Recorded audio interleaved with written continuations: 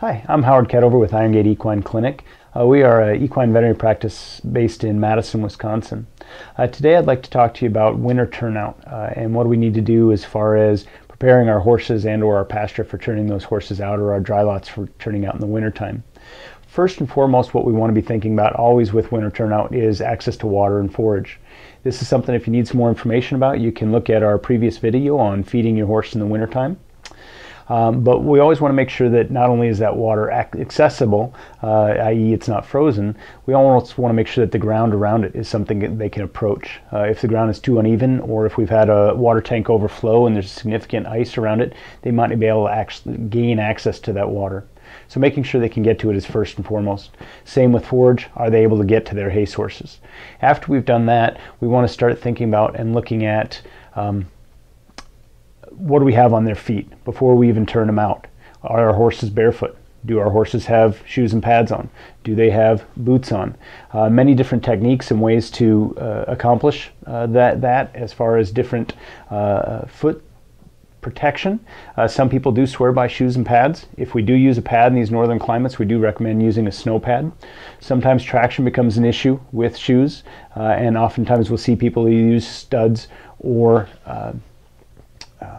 shoes with borium that your farrier can talk with you about.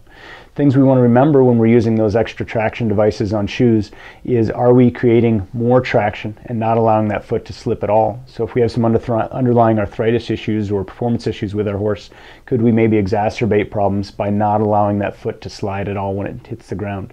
So traction device is very good in the wintertime, but can be a double-edged sword. Certainly something you want to talk with your farrier about, as well as your veterinarian, to see if it's an appropriate thing for you to do.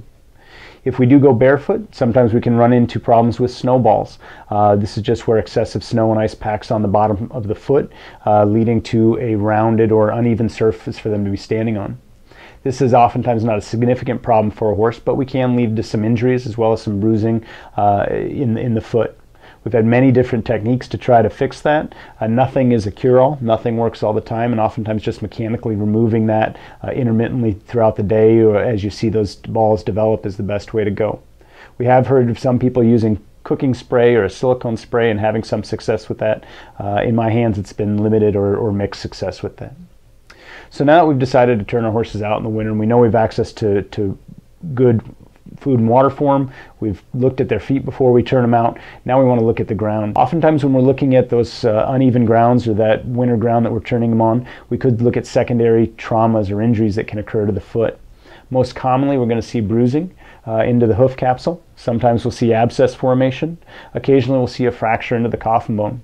Unfortunately, it's not easy to differentiate one from the other. So if you see an acute lameness in your horse, it certainly is something to discuss with your veterinarian and make sure that we're not looking at something more significant. Oftentimes it is just a bruise or an abscess and will resolve without major intervention, but being thorough and making sure we're not missing something is important. Oftentimes when we're looking at the ground, another thing we need to be thinking about is the herd dynamics. Are we going to run into a situation where those horses are being forced or pushed across uneven ground or icy ground that could make it even more treacherous for them out on there?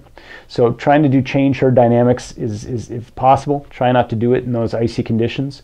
If we have to, try to watch it and make sure if something does happen, we're there to try to intervene or keep things from getting worse.